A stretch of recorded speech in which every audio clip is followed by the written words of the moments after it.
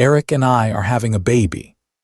My wife said that with a smile in our friend's backyard, glass raised, waiting for me to play the proud husband in front of everyone. I lifted my drink, looked straight at the man standing beside her and said, "Actually, you should probably toast Brian instead." Anish tales here, and once I said that out loud, the whole lie finally had to breathe in public. 3 weeks earlier, it had started in my kitchen. Rain on the windows, pasta sauce on the stove, the kind of ordinary evening that used to feel safe. Megan was standing at the sink with her arms folded so tightly it looked like she was holding herself together.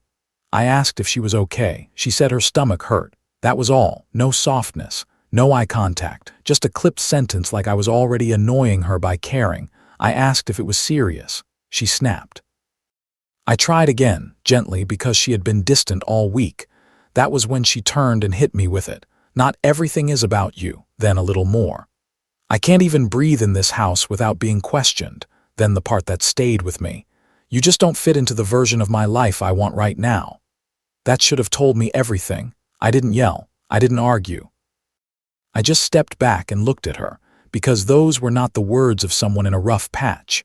Those were the words of someone already halfway gone and building a reason to justify it. That night I slept on the couch. The next morning, I made a mistake that only looked like a mistake because I still thought I was married to someone honest. She had been saying her stomach hurt, so before work I called her doctor and got her an appointment. I thought I was helping. She treated it like a crime scene. She sat up in bed like I had broken into her phone. Asked who told me I could do that. Said I was trying to control her. Said I was monitoring her, managing her, treating her like a project. Then I asked one quiet question. "Is there something you're trying to hide?" She froze, not hurt, not confused, frozen.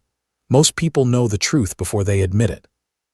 After that, she grabbed her bag and left, saying she was not reporting her every move to me. I stood there in the bedroom listening to the silence and finally let myself think the thing I had been pushing away. Something was very wrong, and it was not just a bad week.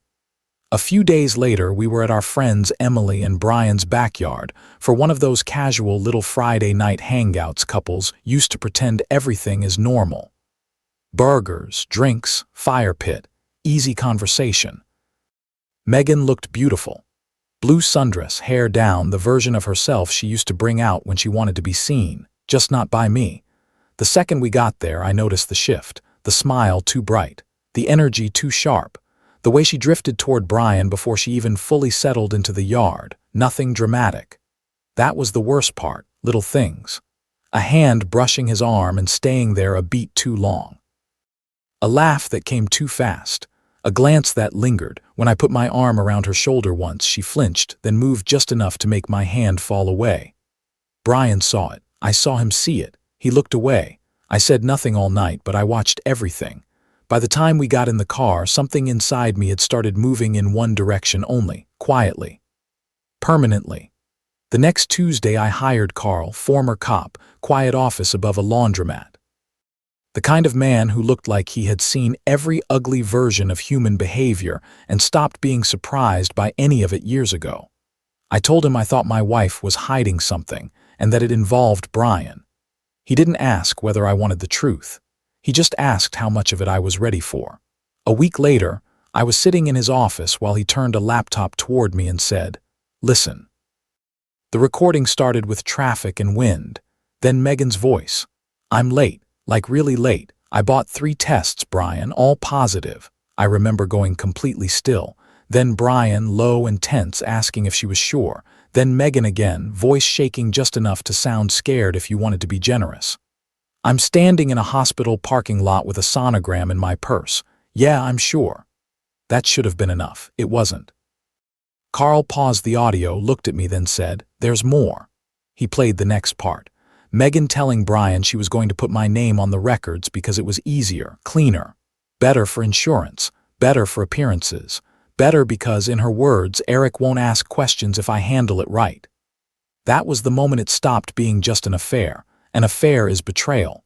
This was construction. She was not just sleeping with another man. She was building a future on top of my name without my consent.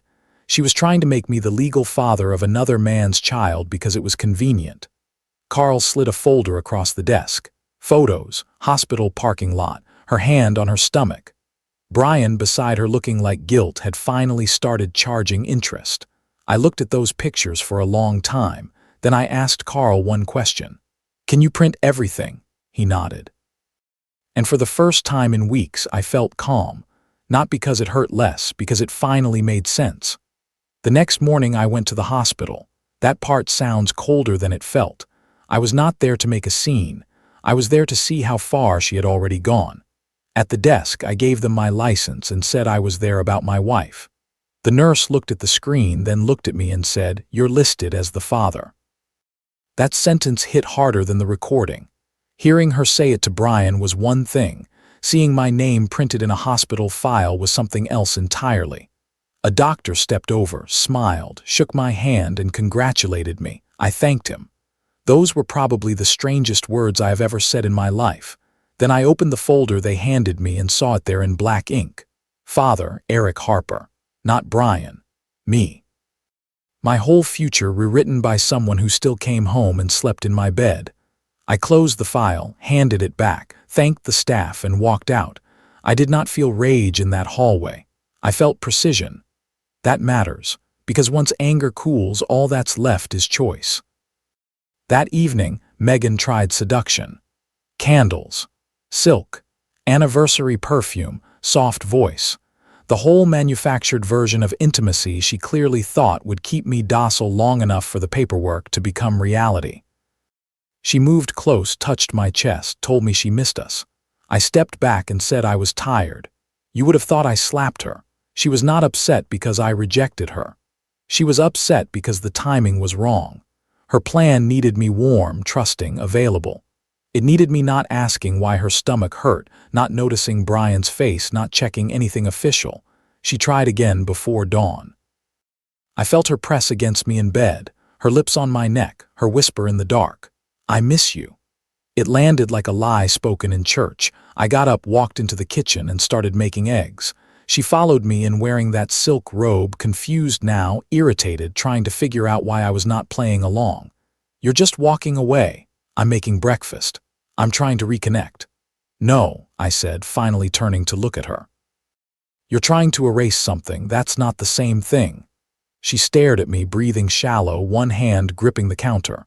"Why are you acting like I'm the enemy?" I held her eyes and said the first completely honest thing I had said in days. "I stopped pretending you're not." That landed. She tried soft again, tried vague fear, tried telling me she didn't know how to say everything right now.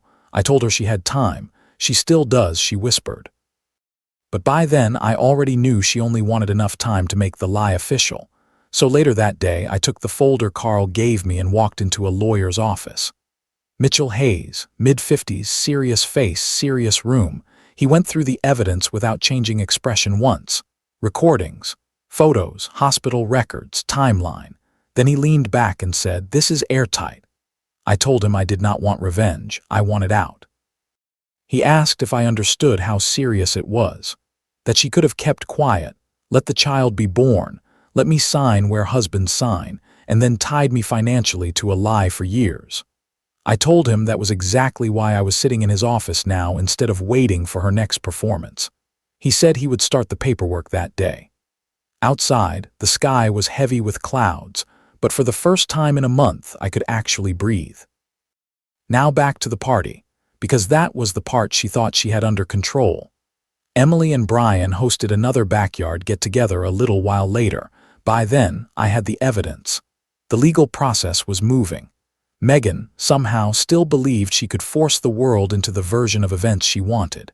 She dressed like she was heading to a celebration, not a trap, and in a way, she was right.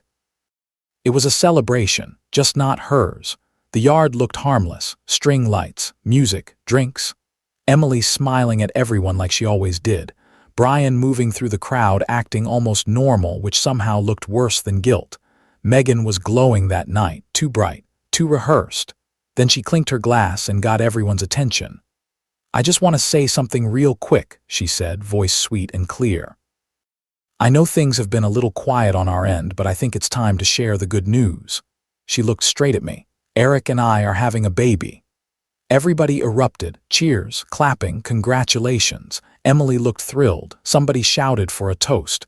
Brian looked like he had just watched a bridge collapse in slow motion. Then Megan turned to me and smiled.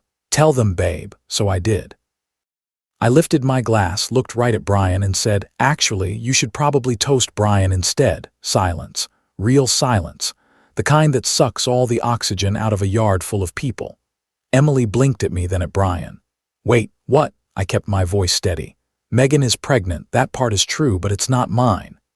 Megan started talking immediately, too fast, too messy, calling me confused, upset, accusing me of not knowing what I was saying. I took the flash drive out of my pocket and held it up. Audio recording, hospital parking lot, your voice, your words. Then I looked at Brian. "You want to say anything, or should I keep going?" Emily turned to him, and that was the first moment I saw her understand something was wrong, not because of me, because of his face. He opened his mouth.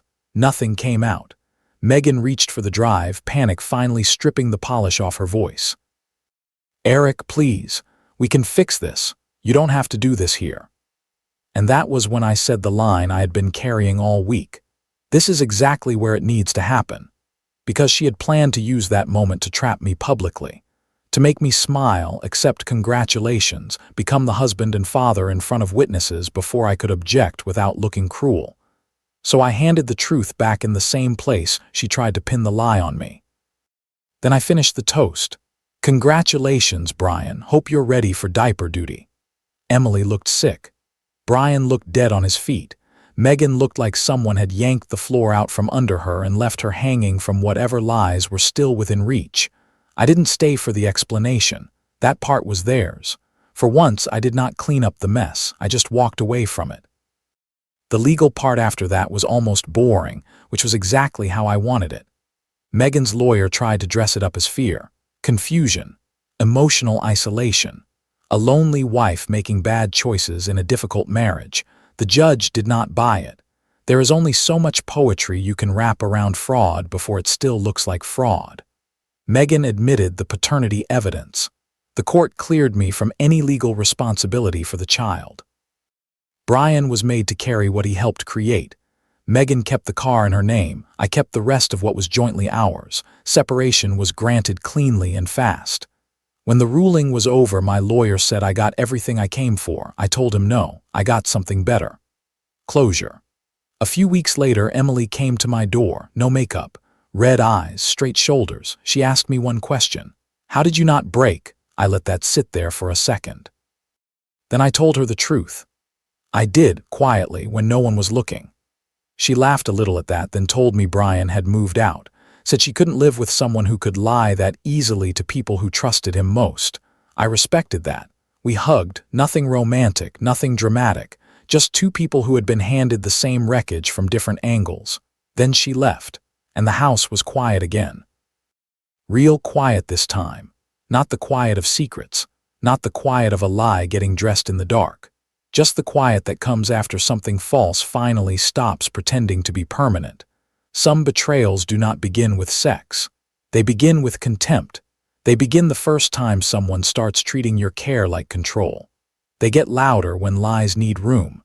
And by the time the big reveal arrives, the marriage has usually been bleeding for a while. If someone tries to make you raise a lie, they do not deserve a private ending. Truth does not get cruel just because it arrives in public. And sometimes the cleanest revenge is not rage. It is timing. Would you have exposed them at that party or taken the quiet legal route and said nothing? And if your spouse tried to put your name on another man's child, would any apology after that still matter?